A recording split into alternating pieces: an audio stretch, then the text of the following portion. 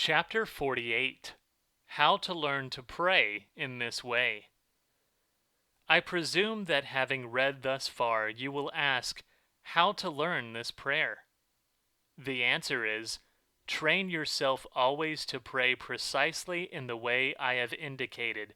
That is, not only in words, but also in mind and heart, and you will learn. How did you learn to read? You began to work at it and learnt. How did you learn to write? You began to write and you learnt. In the same way, you will learn to pray as I have indicated if you begin to pray in precisely this way. You know, of course, the words of prayer. You were taught them from childhood. They are to be found in our prayer books and the book of church services. They are prayers that poured out of the hearts of saintly men and women who, when moved by the Holy Spirit, expressed before God the desires of their heart. The spirit of prayer is contained in them, so if you read them as you should, you too will be filled with this spirit, just as the spirit of a writer is communicated to one who reads with full attention.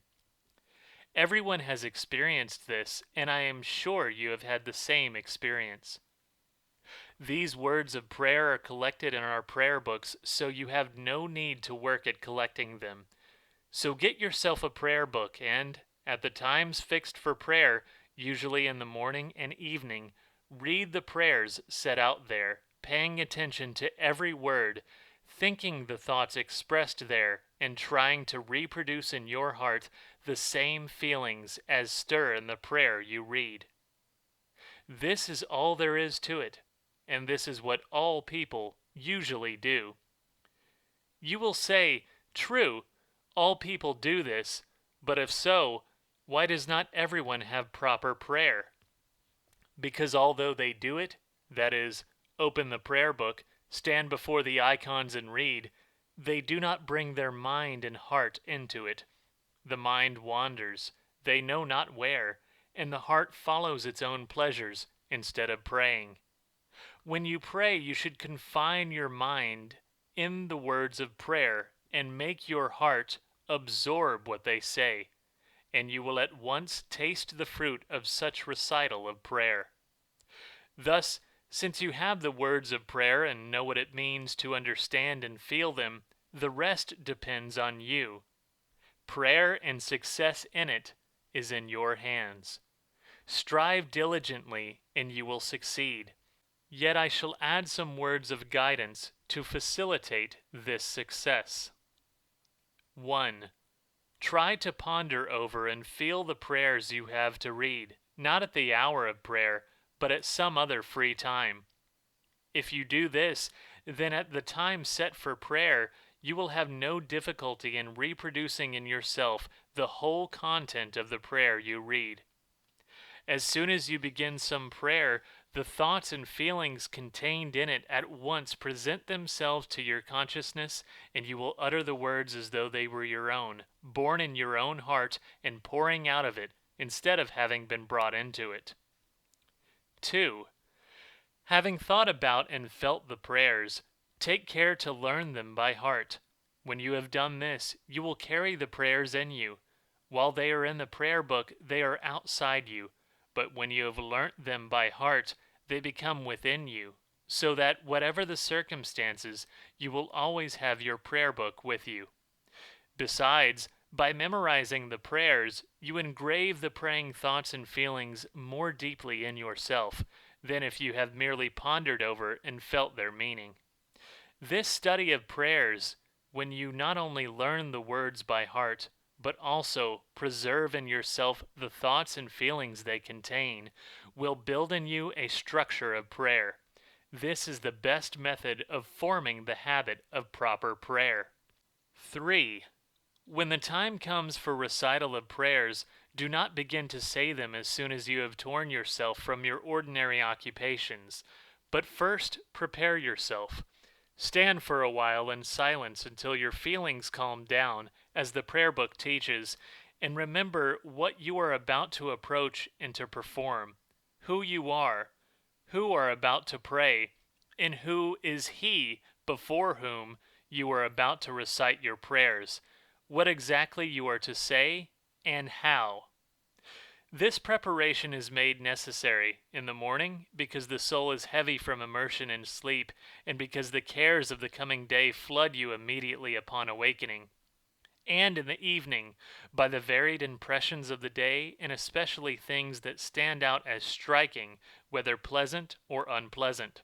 Try to sweep all this out of your consciousness so that the work of prayer occupies your whole attention and you can consecrate the time before you exclusively to prayer.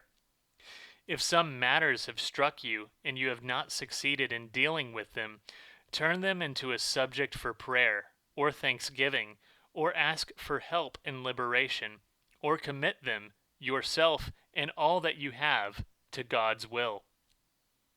4. Just before you begin to recite prayers, bring yourself to the consciousness and feeling of standing in the presence of God with reverent awe, and bring to life in your heart the faith that God sees and hears you, that He does not turn away from those who pray to Him, but looks with benevolence on them and on you in this hour of prayer. Let your prayer be winged with hope that He is ready to grant, and will actually grant your request if it is for the good of your soul. 5. Having brought yourself to this state, say your prayers with the deepest attention, taking every care to make them come from the heart, as though they were your own, although they were learned by heart. Do not let your attention wander off, nor your thoughts slip away. As soon as you notice this happening, bring your thoughts back within, and resume your prayers from the point at which your attention strayed to something else. Remember that attention does not stray when the heart is filled with feelings of prayer. So your first care should be for these feelings. Do not let yourself hurry in reciting prayers, but continue to the end reverently and with patience, as befits a sacred doing. 6. If, while saying prayers, observing this method and attitude, some subject of prayer especially touches your heart, captures your attention as something very akin to your own circumstances, and incites you to pray in your own words, do not let this occasion slip by, but pause and pray in your own words until the need or feeling for prayer that had arisen is satisfied. 7. If you strive to practice the recital of prayer in this way, you will gain the spirit of prayer, which you must try to preserve and force as much as you can. For this reason, do not at once throw yourself into daily affairs and never think that having performed your rule of prayer, you have finished with your duty to God and can now give rein to your thoughts and feelings. No, for the rest of the day you must also try to keep yourself as during your prayer rule. To succeed in this, never forget that you are walking before God, and that His hand alone keeps you above the abyss of nothingness. Keeping this in mind, do everything, both great and small, as God wishes it, asking His blessing and turning everything to the glory of His name. Acting thus, you will retain the right state for prayer up to the hour of your evening rule. Having performed the evening rule in the same way, you will sleep rightly at night. Thus, you will have lived a day and a night in a good, prayerful state. In this way, pass day after day, and in a few months, or perhaps even weeks, you will see your prayer gain in strength, and, like a lamp that never goes out, prayer will constantly burn in your heart. 8. I will add another small rule, namely, the necessity for this work of prayer to go on without interruption from the moment it is begun until some success is attained. But if today you pray well and keep the state of prayer in you, but tomorrow become slack and spend the day dispersed, then, acting thus, you will never achieve any success in prayer. It will be the same as building and pulling down. In the end, prayer may dry up altogether, and the soul become incapable of it. Having once begun, one must patiently remain in prayer, never weakening and pandering to oneself by special dispensations and indulgences.